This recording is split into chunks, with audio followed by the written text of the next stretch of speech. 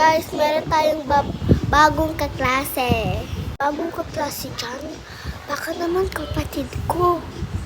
Uy, tigil ka nga. Ikaw nga yung pinakamaganda eh. Ang mga kapatid ko, mas magaling kapatid ko. Kaming dalawa.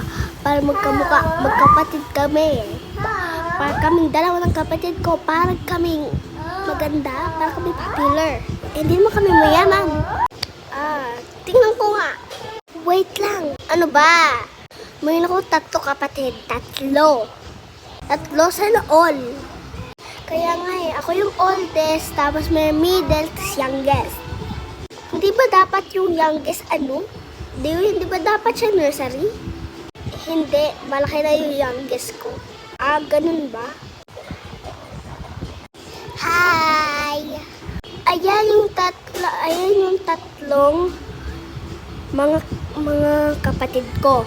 Hi, ako yung middle at kapatid ko. Ako yung middle. Ako yung youngest. At ako yung oldest. Kapatid ko yung teacher.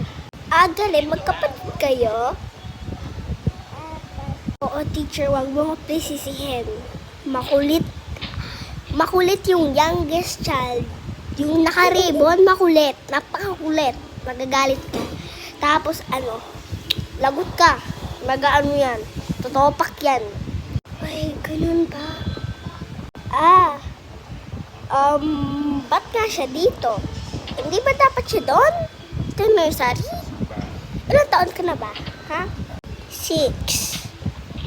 Ay, 6. Ano daw? Sabi niya 6 daw siya. 6 years old. Yung middle. Ako yung middle. Ako, 7 years old. At ako naman, 8. Ay, 9 pala, 9.